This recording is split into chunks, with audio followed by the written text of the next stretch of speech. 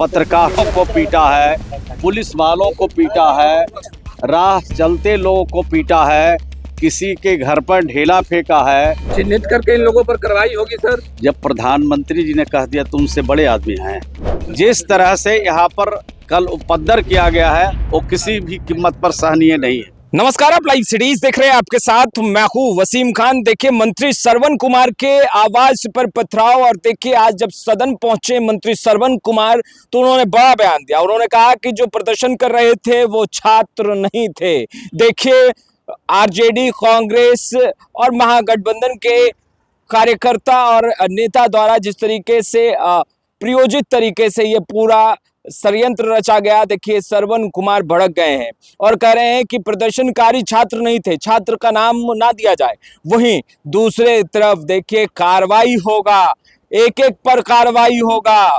Bihar police action में है। सबसे पहले आप मंत्री श्रवण कुमार को सुनिए, बड़ा बयान दे रहे हैं।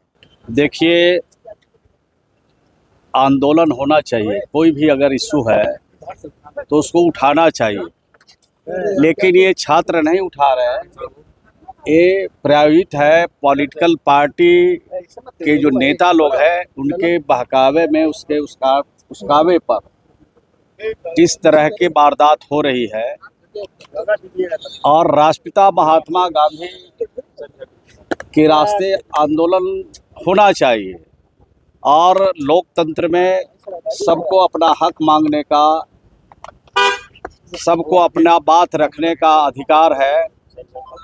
लेकिन जिस तरह से कल पॉलिटिकल पार्टी के लोगों ने, खास करके आरजेडी, कांग्रेस के लोगों ने जिस तरह से पटना की राजधानी में घटनाएं की है वो बहुत अफसोसजनक है, बहुत निंदनीय है। इसकी जितनी भी निंदा की जाए बहुत थोड़ी होगी। चिन्हित करके इन लोगों पर कार्रवाई होगी सर। तो कानून बिहार में अपने हिसाब से काम करता है, न किसी को फंसाती है ये सरकार और न किसी को बचाती है। अगर पत्रकारों को पीटा है, पुलिस वालों को पीटा है, राह चलते लोगों को पीटा है, किसी के घर पर ढेला फेंका है, विधायकों को अपमानित किया है, उनके गाड़ियों को चकनाचूर किया है, तो जो लोग इस कृत्य को किया है उनके खिलाफ कानून के हिसाब से सरकार पहले भी कार्रवाई की है और अब भी जो करेंगे उनके खिलाफ।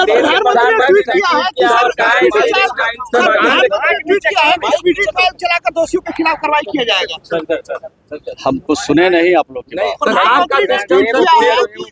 प्रधानमंत्री ने ट्वीट किया है कि स्पीडी ट्रायल चलाकर दोषियों के खिलाफ कार्रवाई किया जाएगा। जब प्रधानमंत्री जी ने कह दिया तुमसे बड़े आदमी हैं, प्रधानमंत्री जी ने जो बात कही है वो बात पूरे देश में, राज्य में जहां इस तरह के कृत्य करने वाले लोग हैं उनके खिलाफ। सम्राट सरकार के 100 दिन पूरे हुए, सर कैसे देखते हैं?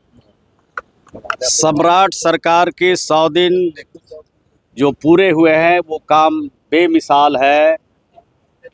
जो काम नीतीश कुमार जी ने अधूरा छोड़ा था उस काम को पूरा करने में पूरी सरकार अपनी क्षमता, अपनी तासीर को लगा के काम कर रही है और 100 दिन का काम बेमिसाल है।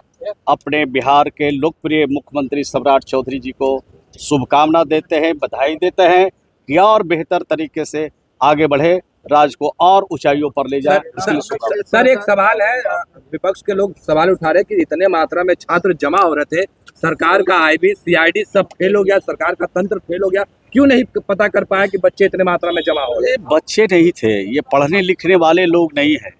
हमने पहले भी कहा है कि पढ़ने लिखने वाले लोग इस तरह के हठधर्ता नहीं करते हैं। सरकार उनकी बात को भी सुनती है, सरकार उसका हल भी निकालती है, निदान भी करती है।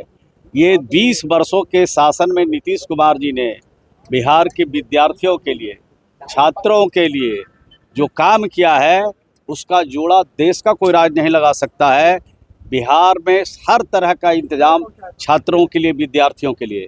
और नीतीश कुमार ने वचन दिया था 2020 के बाद, कहा था कि बिहार में 10 लाख लोगों को हम नौकरी देंगे और 25 लाख लोगों को रोजगार देंगे।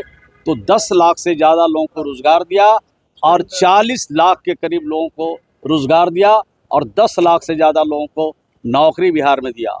और फिर 2025 चुनाव से पहले कहा था नीतीश कुमार जी ने कि बिहार के लोगों को 1 करोड़ नौकरी और रोजगार देंगे। उस दिशा में कार्रवाई जारी है, पहल जारी है।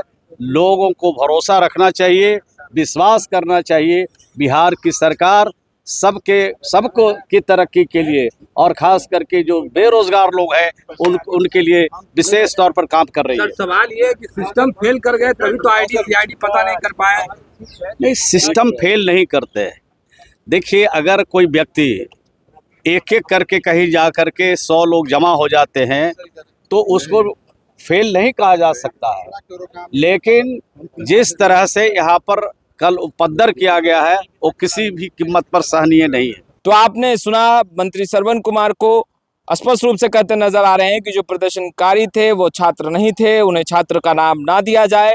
ये पूरी तरीके से संयोजित था आरजेडी, कांग्रेस और यूं कहें कि महागठबंधन के द्वारा। और देखिए किस तरीके से कहते नजर आ रहे हैं कि छात्र कभी भी देखिए तोड़ फोड़, पथराव, मारपीट नहीं करते।